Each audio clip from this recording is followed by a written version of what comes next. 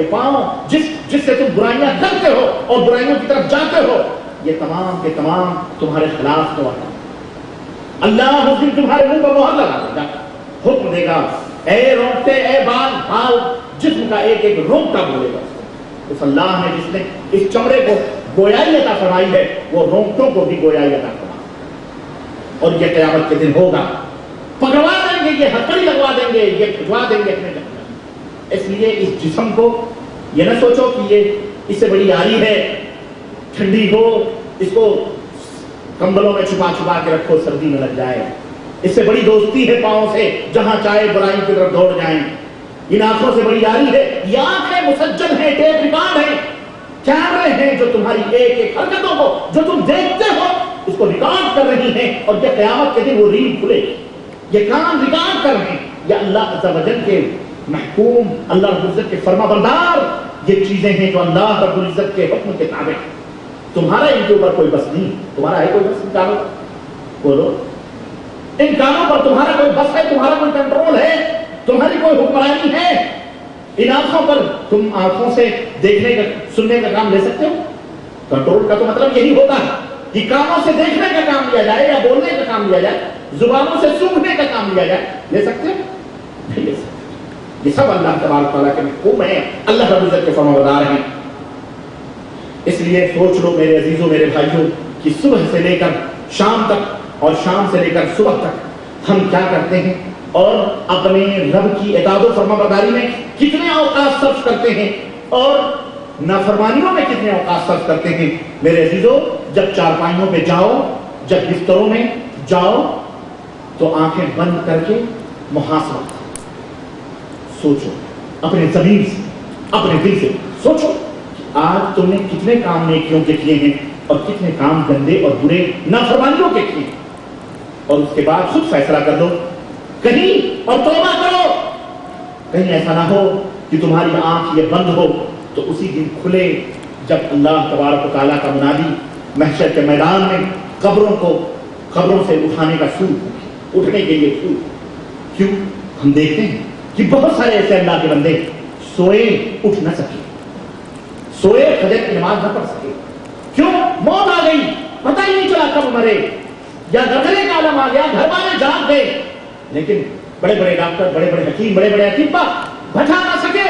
وہ آنکھ جو بند ہوئی وہ اب پھر نہیں کھل سکتی۔ اس لیے رو کر توبہ کرنے کا، بسترے پر روزانہ سونے سے پہلے اللہ تبارک تعالیٰ سے معافی مانگو، رو کر گڑ گڑا کر توبہ کر کے سو۔ کسی کو کچھ پتا نہیں اور کسی کو کچھ خبر نہیں کہ یہ زندگی جو مصر حباب کے بلبلے کے ہے، یہ کب ختم ہو جائے، کب یہ ڈھانچہ ٹوٹ جائے اور مٹی میں مل جائے۔ اس لیے میرے عزیزوں، میرے بھائیوں، پانچوں وقت کی نمازوں کا خیال رکھو، پانچوں وقت کی نمازوں کا خاص دھیان رکھو، رمضان کے روزے مکمل طور پر رکھو، مالک نصاب ہو تو اپنے مال میں سے جو اللہ کا مال ہے، جو اللہ نے تمہیں دیا ہے، اس کے زکات نکال کر مستحقین تک پہنچاؤ۔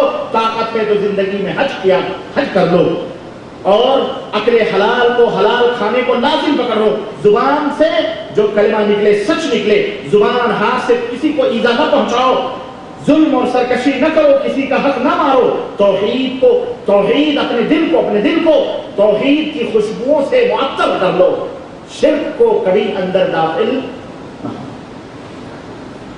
کیوں؟ شرک یہ گندگی ہے، یہ نجاست ہے۔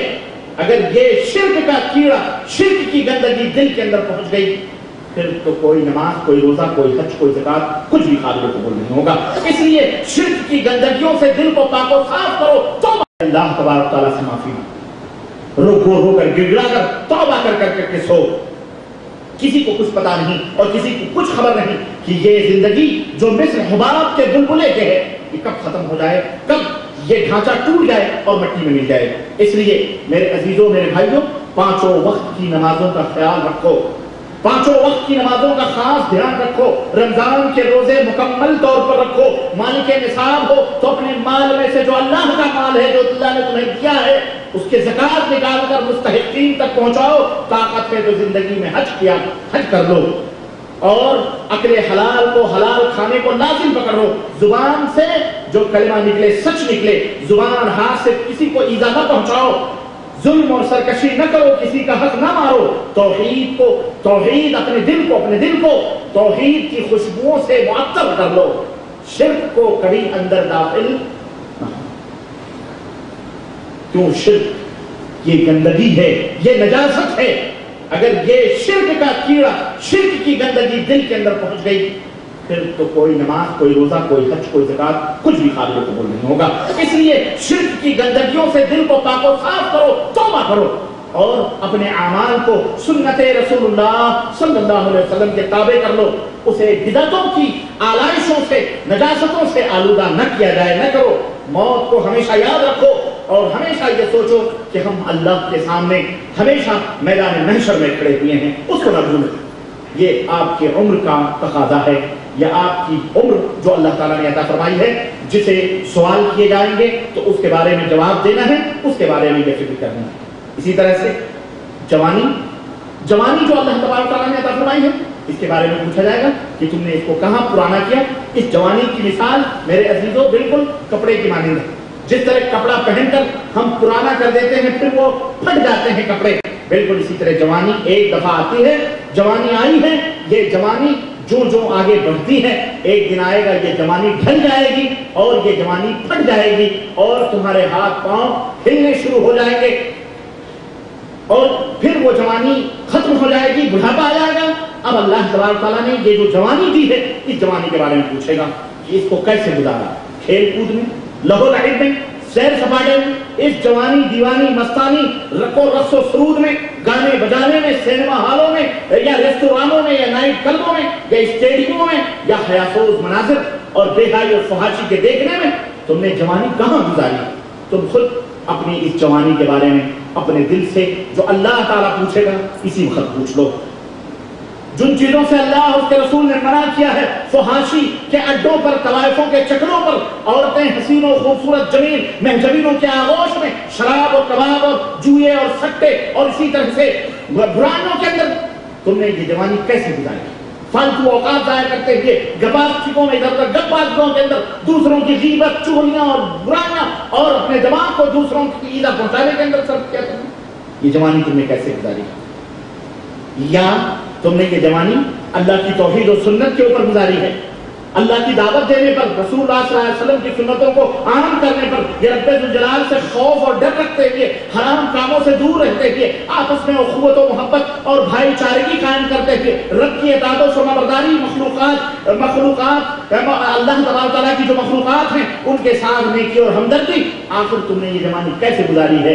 ان دونوں چیزوں میں تم خود فیصلہ کرو۔ پھر کیا جواب دو گے اللہ تبارک تعالیٰ سے؟ نبی کریم صلی اللہ علیہ وسلم فرماتے ہیں، سنو، یہ جو میں نے میدان محشر کا مختصر سا شروع میں خاکہ چھیڑا ہے اور دیا ہے اور بتلایا ہے کہ اس دن یہ حالت ہوگی کہ لوگ اپنی ڈبکیاں لگا رہے ہوں گے، تو اس دن اللہ کے نبی فرماتے ہیں جس دن کوئی سایہ نہیں ہوگا اللہ کے عرش کے سائے کے سوا، میدان محشر میں کوئی سایہ چھاؤں نہیں ہوگی۔ اللہ تبارک و تعالیٰ اس دن 7 آدمیوں کو عرش کے چھاؤں کے نیچے جگہ ہے۔ اللہ، اب آپ سوچ رہے ہیں کہ ایسی جگہ آپ کو بھیجا جائے جہاں یہ بتلایا جائے کہ وہاں کچھ نہیں سوائے ایک جھاڑ کے، جس تک اگر تم پہنچ سکتے ہو تو پہنچ جاؤ، اور اس کے لیے تم ابھی سے تیاری کر لو تو یقیناً پہنچ جاؤ گے۔ تو آپ بتلاؤ، ایسے صحرا میں جانے سے پہلے آپ مکمل طور پر تیاری کر کے جائیں گے کہ نہیں جائیں گے؟ کیوں؟ وہاں تو بھٹک گئے تو جان چلی جائے گی، پیاسوں بھوکوں بھی بچوں سے بچھڑ جائیں گے، اجزا کاری سے دور ہو جائیں گے، مر جائیں گے۔ اپنی زندگی کو بچانے کی خاطر تم سے کہا جائے کہ تم یہیں سے تیاری کر لو، تو اس صحرا میں جہاں جو جان لینے والا صحرا ہے وہاں تم پہنچ کر کے اس سائے کے نیچے پہنچ سکتے ہو، تو تم ابھی سے تیاری کر کے مکمل جاؤ گے کہ جاؤ گے؟ تیار ہو کے جاؤ گے۔ میرے عزیزو، ایسے ہی مثال اللہ کے نبی صلی اللہ علیہ وسلم فرما رہے ہیں کہ قیامت کے دن جب کہ سورج سوا نیزے پر ہوگا، لوگ پسینوں میں ڈبکیاں لگا رہے ہوں گے، کسی کو خبر نہیں ہوگی، زبانیں کتوں کی طرح باہر نکلی گی، اور یہ جبڑے ہوں گے اوپر اور نیچے کے نیچے چڑھے ہوئے ہوں گے، لوگوں کی نگاہیں اوپر چڑھی ہوں گی۔ ایسے حالت میں کچھ ایسے بھی خوش نصیب اللہ کے بندے ہوں گے جہاں کوئی سایہ نہیں ہوگا، عرش اعظم کا